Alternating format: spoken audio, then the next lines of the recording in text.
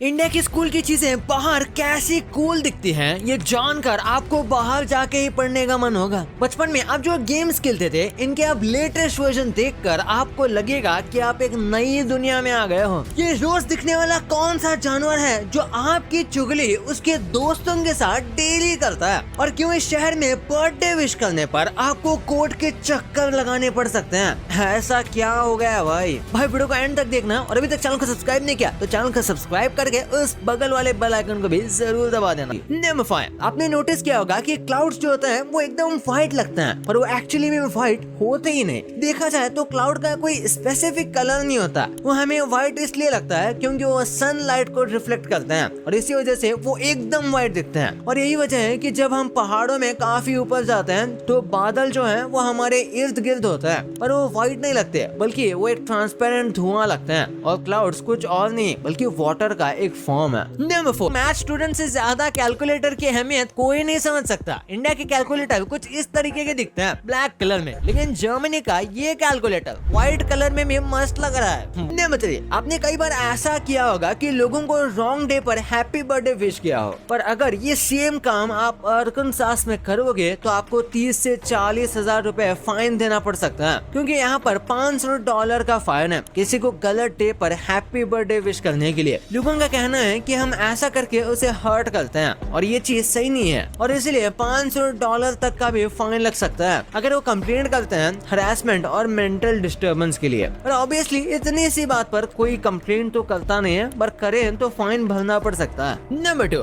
Indian products बाहर के देशों में दिखते कैसे हैं? भाई कभी सोचा है कि हमारे प्रोडक्ट्स जब दूसरे कंट्रीज में जाते हैं तो वो दिखते कैसे हैं? आप सोच रहे होंगे कि अरे वही पैकेजिंग होगी, बस लोकेशन अलग होगी, पर रियलिटी थोड़ी अलग है। इंडिया में मैगी का येलो पैकेट तो सबको पता है, लेकिन स्विट्जरलैंड में मैगी का मैजिक एशिया सीरीज ज्यादा पॉपुलर है, जो ब्लैक, येलो और रेड पैकेजिंग में आता है। इंडियन मैगी थोड़ी स्पाइसी और मसालेदार होती है, पर स्विट्जरलैंड वाली नूडल्स का फ्लेवर माइल्ड होता है, और वहाँ सोया सॉस और तेरियाकी फ्लेवर्स भी अवेलेबल होता है। मैगी क्यूब भी फेमस है वहाँ पे। इंडिया में हम मैगी सिर्फ नूडल्स के लिए जानते हैं, पर स्विट्जरलैंड में मैगी के सीजनिंग क्यूब्स भी पॉपुलर हैं, जो ग्रेवीज और सूप्स बनाने में काम आता है। स्विट्जरलैंड वाली मैगी की पैकेजिंग और ब्रांडिंग थोड़ी ज्यादा प्रीमियम लगती है, जैसे एक इम्पोर्टेड प्रोडक्ट हो। इंडिया में लेस का मसाला मैजिक और स्पेनिश टोमेटो फ्लेवर फेमस है, पर चाइना जाओ तो क्यूक्यूम्बर और ब्लूबेरी फ्लेवर भी मिलता है। हाँ भाई, वहाँ के लोग अलग और हेल्दी फ्लेवर्स पसंद करते हैं। इंडिया में डेयरी मिल्क ज्यादा मीठा होता है, पर यूके वर्जन में क्रीमी और कम मीठा होता है, क्योंकि वहाँ अलग तरह का मिल्क और चॉकलेट प्रोसेसिंग यूज होती है। इंडिया में फ्रूटी के छोटे टेट्रा पैकेट्स फेमस हैं, पर यूएसए में ये ग्लास बॉटल्स में बिकती है, जैसे एक प्रीमियम ड्रिंक हो। वहाँ ब्रांडिंग थोड़ी क्लासी होती है। फिर है पार्ले जी का फैंसी वर्जन। इंडिया में तो नॉर्मल बजट पैकेजिंग होती है, पर दुबई और कनाडा जाओ तो वहाँ एकदम प्रीमियम पैकेजिंग में ये बिकता है, और प्राइस भी ज्यादा है। थम्स अप इंडिया में स्ट्रॉन्ग और फिजी टेस्ट के लिए जाना जाता है, लेकिन यूएसए और यूके में इसका टेस्ट थोड़ा माइल्ड और लेस फिजी होता है, क्योंकि वहाँ के लोग उतना स्ट्रॉन्ग सोडा पसंद नहीं करते। इंडिया में अमूल बटर का टेस्ट सॉल्टी और स्ट्रॉन्ग होता है, पर यूरोपियन और अमेरिकन मार्केट्स के लिए ये कम सॉल्टी और क्रीमी होता है, क्योंकि वहाँ के लोग सटल फ्लेवर्स पसंद करते हैं। और इंडिया में माजा एक कैजुअल ड्रिंक जैसा लगता है, पर जर्मनी और यूएई जाओ तो इसका पैकेजिंग और ब्रांडिंग प्रीमियम मैंगो नेक्टर जैसी दिखती है,